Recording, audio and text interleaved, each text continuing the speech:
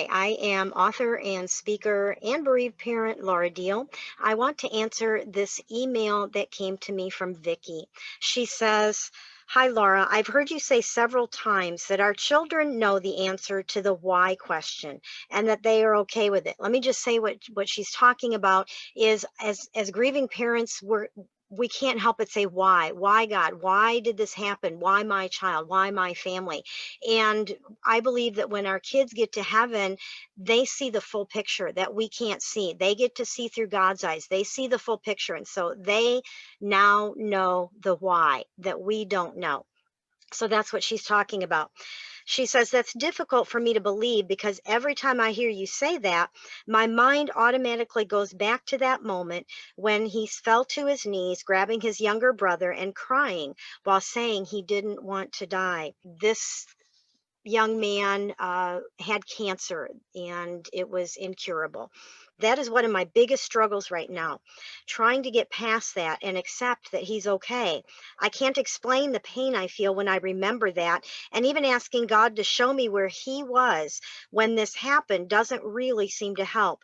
I've gotten to the point where I've started asking God how he's going to use my son's death in my life, but I just can't seem to get past the pain of knowing he cried and said he didn't want to die."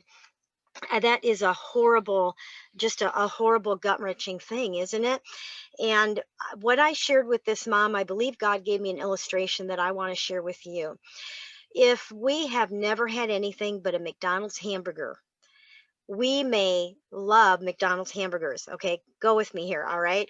So, if that's the only thing we've ever had as far as beef or meat, then we may think that is just great. And when someone offers us a steak, a wonderful, grilled, juicy, perfect steak, we can decline it. We can say no because that McDonald's hamburger is so good. We just can't imagine anything being better than that McDonald's hamburger.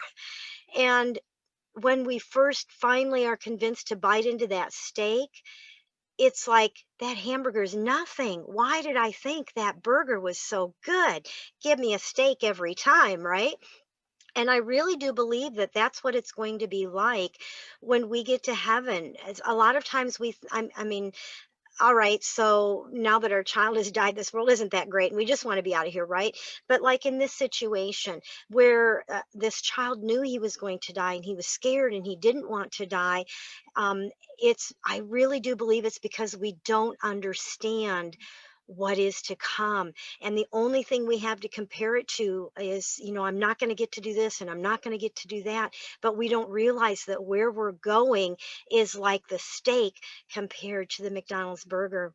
Now, I will tell you that this mom emailed me recently and said that she also knows of a time that happened after this when her son was very weak and unable to talk, and he smiled and he pointed to himself and he pointed up to heaven. And it was like he was saying, "I know where I'm going and I'm ready to go now." And so she does have that to picture in her mind as well. Now, she didn't see either one of these events, she was told about it, but your mind can't help but picture it, right? And so I do believe that he didn't have that fear when that time came. I like to do this, and I suggest this to other parents, that you use your God given gift of imagination and picture your child in heaven. Picture them doing something they love to do here on earth. Picture them doing something that is just, they've got this beaming happiness all over them. They're just glowing and exuding joy and happiness, happier than you have ever seen them in their lives.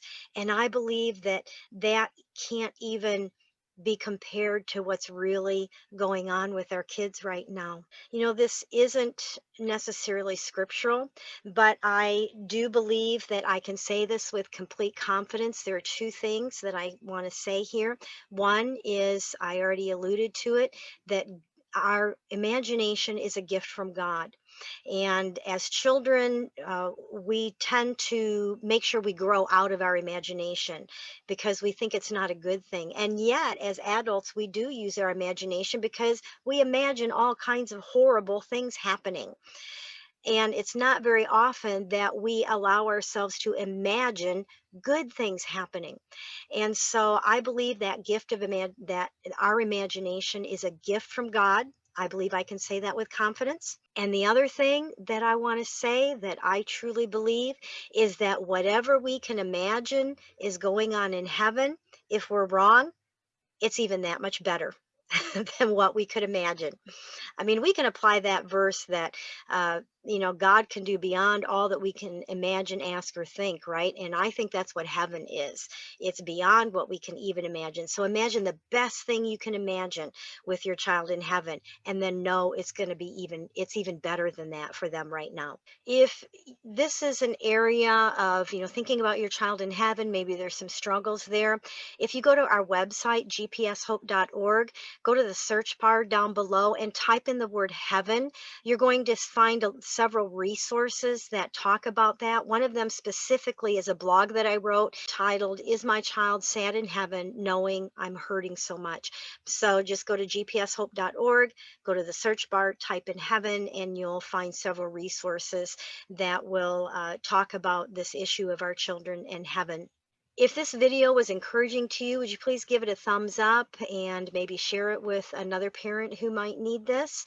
And also in the comments below, write something like, "Give me the steak," okay? So that we can just be in agreement, or let me know that my child's happy in heaven, something that just reminds us all that this is not our final home. This is just the McDonald's hamburger. We're getting a steak where we're going, right? So sorry to all you vegans. I don't mean to offend you there, but it was just, I think, a good illustration. Put in your own thing there if the meat isn't your thing. But also, I'd like to ask you to subscribe so that you'll get the next video. And that's it for this time. I am Laura Diehl, a bereaved parent sharing hope, and I'll see you in the next video.